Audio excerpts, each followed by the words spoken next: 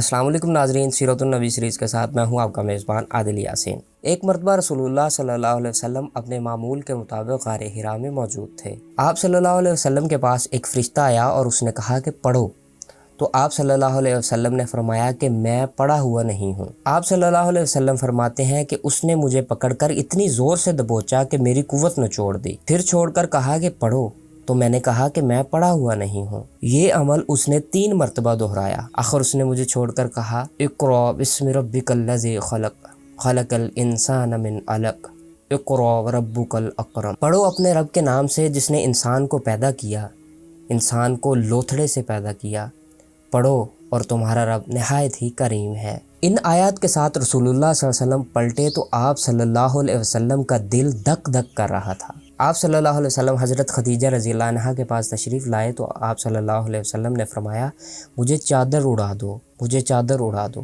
تو حضرت خدیجہ رضی اللہ عنہا نے آپ صلی اللہ علیہ وسلم کو چادر اڑائی تو آپ صلی اللہ علیہ وسلم کا خوف جاتا رہا۔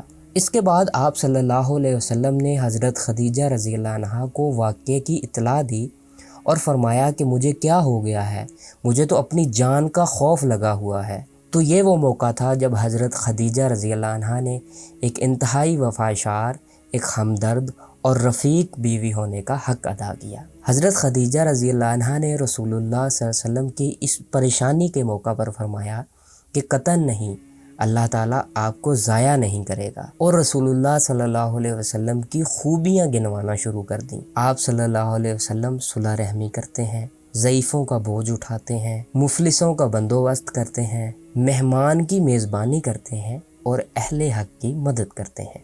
اس کے بعد حضرت خدیجہ آپ صلی اللہ علیہ وسلم کو اپنے چچیرے بھائی ورقہ بن نوفل کے پاس لے گئیں۔ ورقہ دور جہالیت میں عیسائی ہو گئے تھے اور عبرانی میں لکھنا جانتے تھے اور انجیل کو عبرانی میں لکھا کرتے تھے۔ اس وقت بوڑھے اور نابینا ہو چکے تھے۔ حضرت خدیجہ رضی اللہ عنہا نے ورقہ بن نوفل سے کہا کہ بھائی جان اپنے بھتیجے کی بات سنیے۔ ورقہ نے کہا کہ بھتیجے تم کیا دیکھتے ہو؟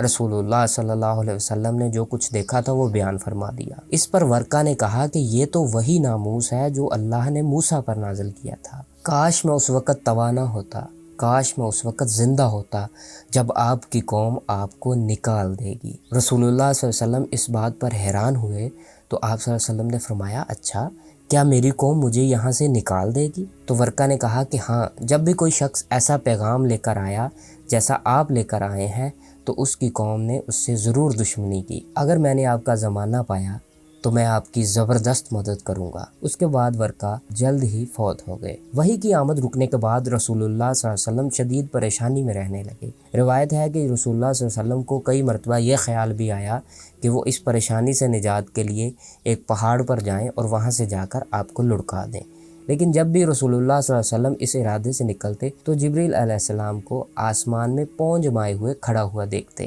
حضرت جبریل علیہ السلام فرماتے اے محمد آپ اللہ کے رسول ہیں اور میں جبریل ہوں۔ آپ صلی اللہ علیہ وسلم فرماتے ہیں ایک مرتبہ حضرت خدیجہ رضی اللہ عنہا نے مجھے ڈھونڈنے کے لیے قاصد بھیجے جو مکہ مکرمہ سے ہو کر پلٹ آئے، تو میں گھر آیا تو خدیجہ سے ٹیک لگا کر بیٹھ گیا۔ انہوں نے کہا کہ ابو القاسم آپ کہاں تھے؟ باخدا میں نے آپ کی تلاش میں آدمی بھیجے تھے جو مکہ سے ہو کر پلٹ آئے ہیں۔ اس کے جواب میں رسول اللہ صلی اللہ علیہ وسلم نے جو کچھ دیکھا وہ بتا دیا۔ تو اس وقت حضرت خدیجہ رضی اللہ عنہا نے رسول اللہ صلی اللہ علیہ وسلم پر ایمان لاتے ہوئے فرمایا اے میرے چچا کے بیٹے خوش ہو جائیے، اس ذات کی قسم جس کے قبضہ میں میری جان ہے، مجھے امید ہے کہ آپ صلی اللہ علیہ وسلم اس امت کے نبی ہوں گے۔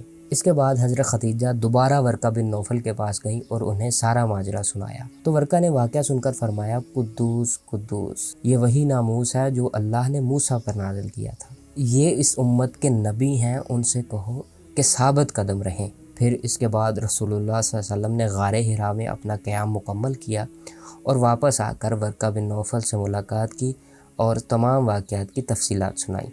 تو ورقہ بن نوفل نے تصدیق کرتے ہوئے کہا کہ یہ وہی ناموس ہے جو اللہ نے موسیٰ پر نازل کیا تھا، آپ اس امت کے نبی ہیں۔ رسول اللہ صلی اللہ علیہ وسلم کی سیرت مبارکہ کے اس واقعہ سے ایک نہایت ہی اہم سبق ملتا ہے کہ زوجین کا آپس میں کیسا تعلق ہونا چاہیے۔ جب شوہر کو کوئی تکلیف اور پریشانی پہنچے تو ایک بیوی کا کیا کردار ہونا چاہیے۔ حضرت خدیجہ رضی اللہ عنہا نے رسول اللہ صلی اللہ علیہ وسلم کی جس طرح ڈھارس بندھائی اور جس طرح آپ صلی اللہ علیہ وسلم کے مشکل وقت میں آپ صلی اللہ علیہ وسلم کا ساتھ دیا، اور اس وقت میں جب آپ صلی اللہ علیہ وسلم کو اپنی جان کا ڈر لگ رہا تھا، تو حضرت خدیجہ رضی اللہ عنہا نے رسول اللہ صلی اللہ علیہ وسلم کو ان کی خوبیاں بتائیں اور انہیں حوصلہ دیا کہ آپ وہ ذات ہیں جس کو اللہ سبحانہ و تعالیٰ کبھی بھی ضائع نہیں کرے گا۔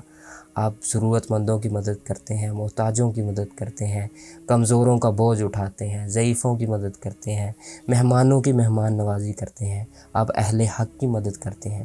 تو اس واقعے میں ایک خاندان کے لیے، ایک فیملی کے لیے، ایک گھر کے لیے، ایک شوہر اور بیوی کے لیے نہایت ہی اہم سبق ہے، خاص طور پر ایک دانشور، ہمدرد، رفیق اور محبت کرنے والی بیوی کا کیا کردار ہونا چاہیے۔ اللہ سبحانہ و تعالیٰ ہم سب کو رسول اللہ صلی اللہ علیہ وسلم اور اب کی رفیق بیوی حضرت خدیجہ رضی اللہ عنہا کے اسوہ پر عمل کرنے کی توفیق عطا فرمائے۔